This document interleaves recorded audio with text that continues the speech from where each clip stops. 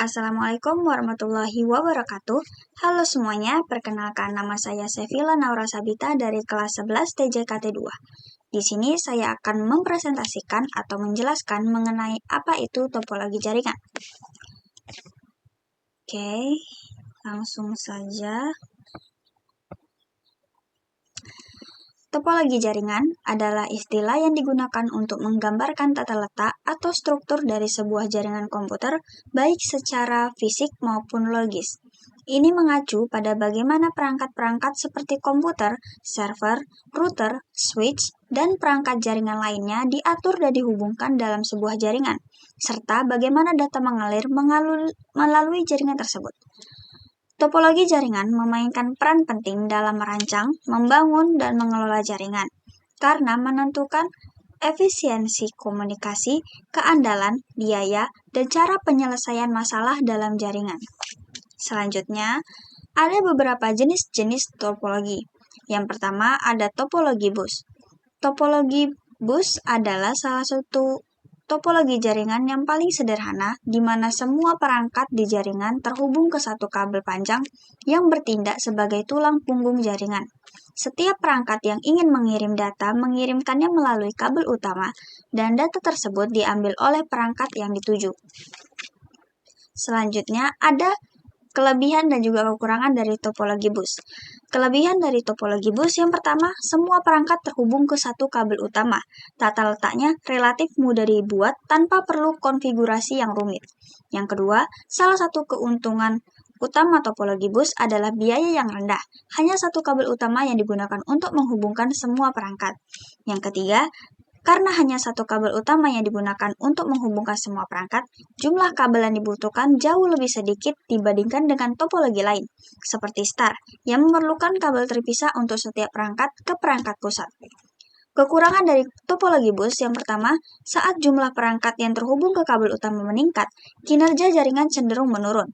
Hal ini karena hanya ada satu jalur data, sehingga lebih banyak perangkat berarti lebih banyak kompetisi untuk menggunakan jalur tersebut. Hasilnya, kecepatan transfer data menurun dan jaringan menjadi lambat.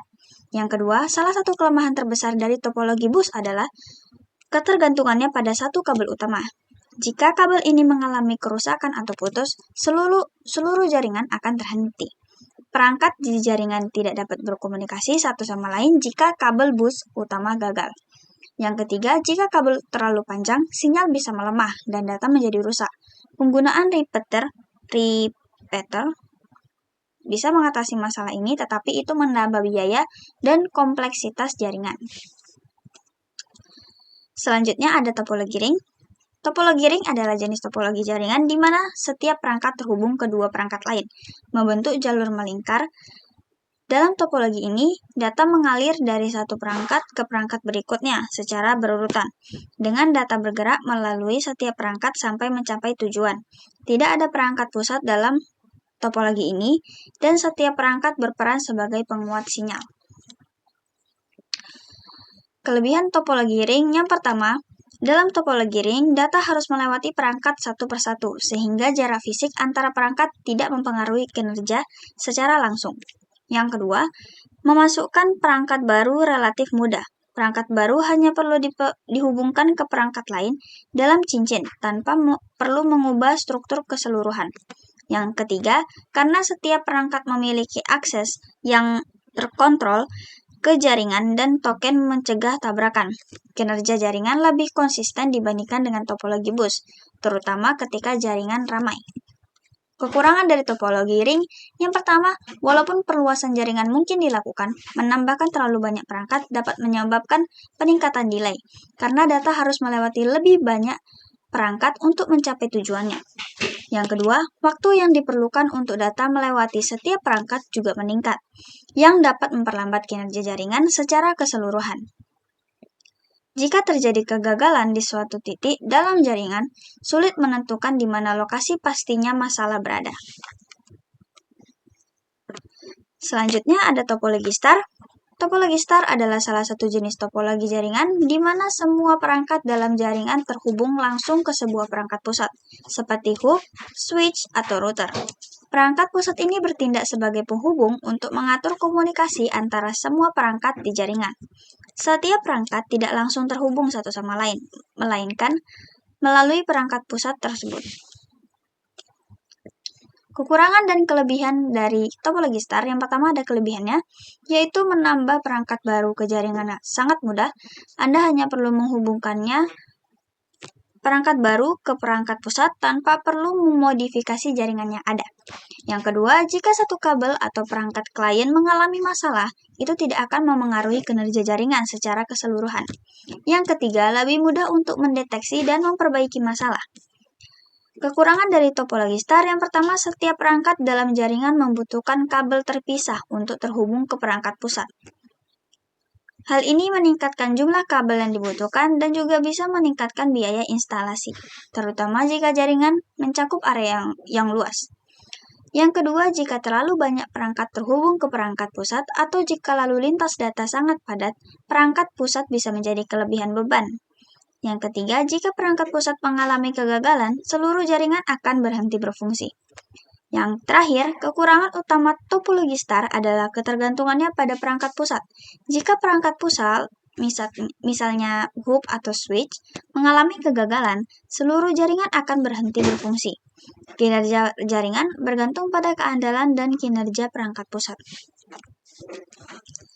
Selanjutnya ada topologi mesh. Topologi mesh adalah jenis topologi jaringan di mana setiap perangkat dalam jaringan terhubung secara langsung dengan semua perangkat lain. Ini menciptakan banyak jalur yang memungkinkan data untuk mengalir dari satu perangkat ke perangkat lain. Kelebihan dan juga kekurangan dari topologi mesh, yang pertama, jika satu perangkat atau jalur mengalami masalah, perangkat lain masih bisa berkomunikasi melalui jalur alternatif, sehingga membuat jaringan sangat tahan terhadap kegagalan. Yang kedua, dengan banyak jalur komunikasi, jaringan mesh bisa menangani banyak lalu lintas data tanpa menyebabkan kemacetan. Yang ketiga, data dapat bergerak di banyak jalur sehingga bisa menemukan rute terpendek untuk mencapai tujuannya, yang dapat meningkatkan efisiensi transfer data. Yang terakhir, karena data bisa dikirim melalui jalur yang berbeda, sulit bagi pihak luar untuk mencegat seluruh data yang dikirim di jaringan. Kekurangan dari topologi mesh, yang pertama, setiap perangkat membutuhkan koneksi ke perangkat lain, yang berarti lebih banyak kabel atau jalur nirkabel, meningkatkan biaya instalasi dan juga pemeliharaan. Yang kedua, banyaknya koneksi yang terlibat. Pemasangan dan juga pemeliharaan jaringan mesh bisa menjadi rumit, terutama dalam skala besar. Yang ketiga, topologi mesh menggunakan lebih banyak kabel dan perangkat keras, sehingga membutuhkan ruang fisik yang lebih besar dibandingkan topologi lainnya. Selanjutnya ada topologi tree. Topologi tree adalah kombinasi dari topologi star dan juga topologi bus, di mana beberapa jaringan star dihubungkan bersama melalui satu jalur bus. Topologi ini memiliki hierarki bertingkat mirip dengan struktur pohon, dengan satu perangkat di puncak, biasanya perangkat pusat seperti switch atau hub, dan perangkat lain terhubung ke bawah melalui tingkat-tingkat hierarki. Topologi ini sering digunakan dalam jaringan area luas atau organisasi besar. Selanjutnya ada kelebihan dan juga kekurangan dari topologi tree. Yang pertama, kelebihannya yaitu memungkinkan kombinasi topologi lain, terutama star dan bus, untuk menciptakan jaringan yang lebih fleksibel dan juga efisien. Yang kedua, topologi tree memungkinkan ekspansi jaringan yang mudah dengan menambahkan node atau segmen baru pada cabang-cabang jaringan yang ada tanpa mengganggu seluruh jaringan. Yang ketiga, pada setiap level hierarki, lalu lintas data dapat diatur dan dikelola lebih baik, sehingga mengurangi kemungkinan terjadinya kemacetan di jaringan utama. Yang keempat, dengan struktur hierarki yang jelas, manajemen jaringan menjadi lebih mudah, terutama dalam organisasi besar di mana setiap departemen atau bagian bisa memiliki jaringan lokalnya sendiri yang terhubung ke jaringan pusat. Yang kelima, jika terjadi masalah, biasanya dapat dengan cepat diisolasi pada segmen tertentu dari jaringan tanpa memengaruhi seluruh jaringan. Kekurangan dari topologi tree, yang pertama, karena melibatkan banyak perangkat pusat dan koneksi, biaya instalasi dan pemeliharaan topologi tree cenderung lebih tinggi dibandingkan topologi sederhana seperti bus atau star tunggal. Yang kedua, seperti topologi star, perangkat pusat di setiap level sangat penting. Jika perangkat pusat di salah satu level mengalami kegagalan, seluruh segmen yang bergantung padanya akan terpengaruh.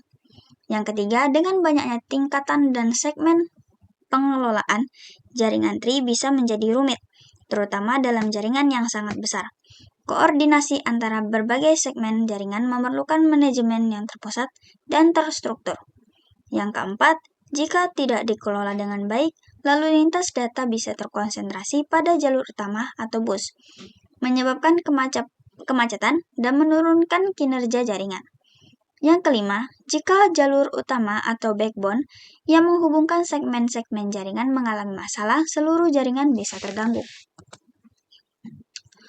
Oke, mungkin sekian dari presentasi saya. Semoga presentasi ini bisa menjadi manfaat buat pelajar seperti saya. Sekian dari saya. Wassalamualaikum warahmatullahi wabarakatuh.